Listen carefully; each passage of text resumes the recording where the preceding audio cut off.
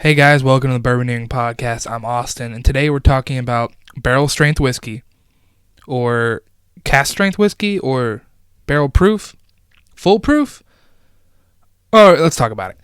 So, today is going to be a little vocab lesson. I know recently I've been, and a couple other people have been really confused with the difference in full proof, barrel proof, high proof alcohol. What's the difference in the name and the nomenclature? Is there any difference?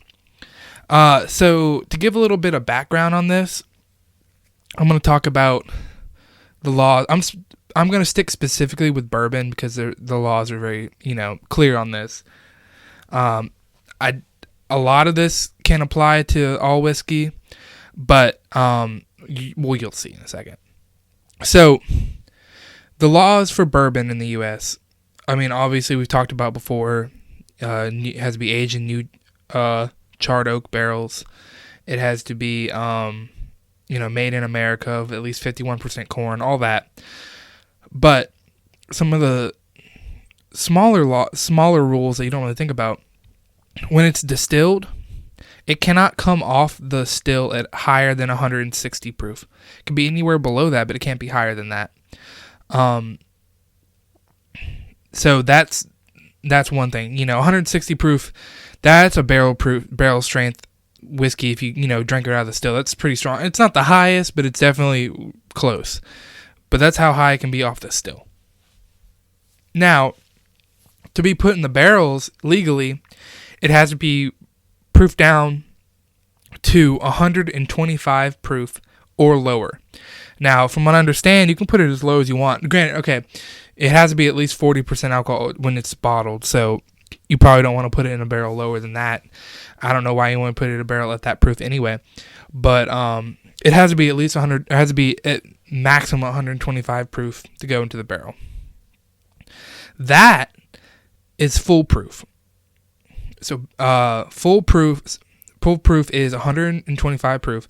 That is the maximum proof that bourbon can be going into its barrel. So 1792 full proof at 125 proof, that is the barrel entry proof that 1792 has. Now, barrel entry proof is, like I said, that range where you put the alcohol into the barrel. The full proof being 125. That 125 would be the barrel entry proof if you put the bourbon in the barrel at that proof. But a lot of distillers put their bourbon in at lower proof, so their barrel entry proof would be like 110, 111 proof. That's pretty common. So that's, all those full proof, like Weller full proof or 1792 full proof. That's where that name comes from. Now, cask strength, barrel strength, barrel proof, any other of those type of terms, they all mean the same thing. And that is the percent alcohol or the proof that comes out of the barrel. So that's, bottling it straight from the barrel, not watering it down. Now, I know what you're thinking. A lot of barrel strength or barrel proof whiskeys are like 160 proof. If it can't go into the barrel higher than 125, how did it gain alcohol? Well, that's all about in the barrel, depending on the climate and the climate it's stored in, whether that's man-made climate or the natural outside climate. It often gains proof, and that's all about, you've heard of the angel share, the part of the whiskey that evaporates to the air or gets stuck in the barrel. That happens if more water evaporates than alcohol, and that's that's all about the climate it's in. Bourbon, especially in Kentucky and those areas, tend to gain proof in the barrel. They'll get higher proof in the barrel, whereas in Scotland, a lot of Scotch tends to lose proof in the barrel. You put it in at, whatever proof, and it comes out lower. It's all about the climate. That happens here in the U.S. too with bourbon in different climates.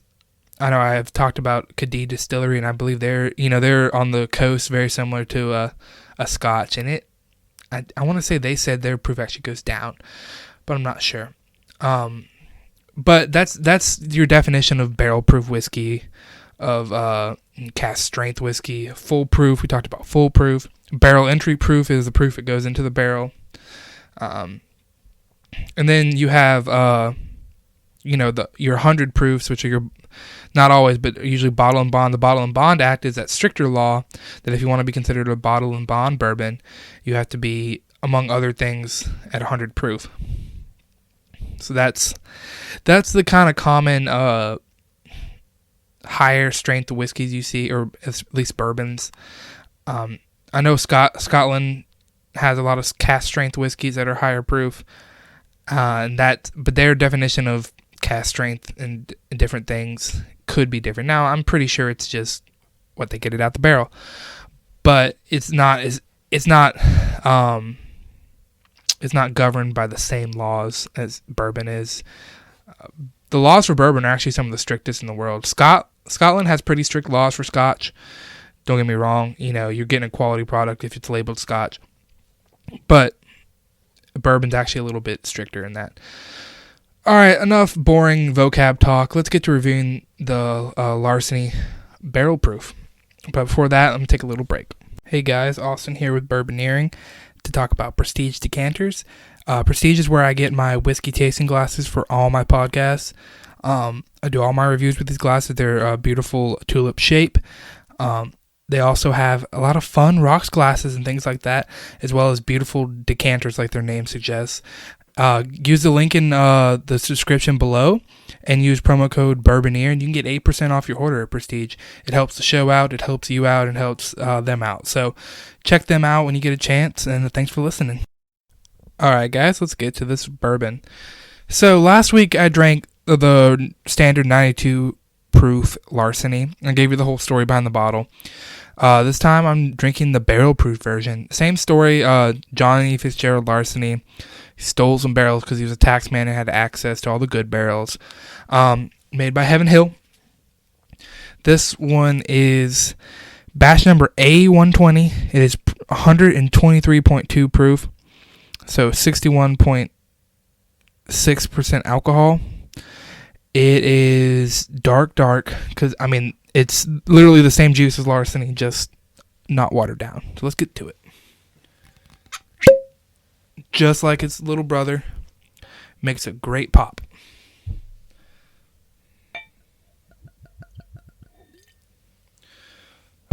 Again, as usual, I'm drinking out of my Prestige decanter tasting glass. Go check them out. Link is below. Use promo code Bourboneer. All right. First, right on the nose, it's definitely hotter. A little bit of peanut butter, no banana that I got on the basic Larceny. It's a lot more layered too. There's a lot more nuance to it. Sour cherry maybe. Sour cherry candy. A little bit of caramel. I'm sorry, I took a big old whiff of alcohol. Ooh, like a raisin note maybe. Like a dried raisin. Alright, let's get to the taste.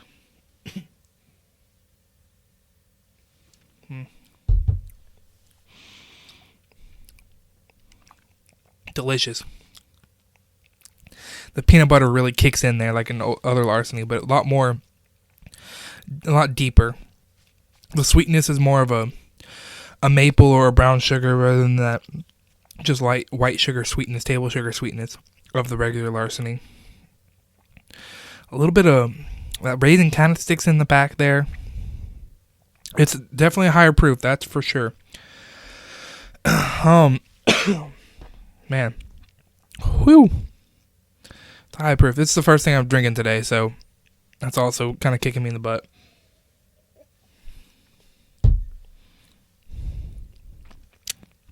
Cinnamon red hot, kind of like the candy on the first taste right there. And then the finish is a lot longer than Larceny, regular the 92 proof, and it's an oaky cinnamon candy. Oh, it's so good. All right, that's really good. This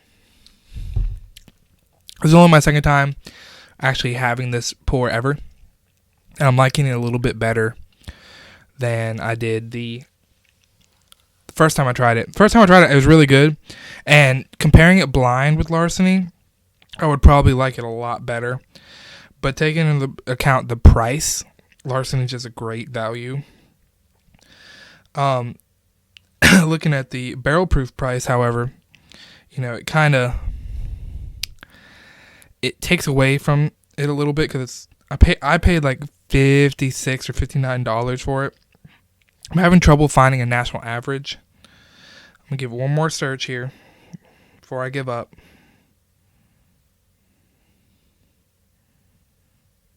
Yeah, I can't find it. I paid like $58 for it, something around there.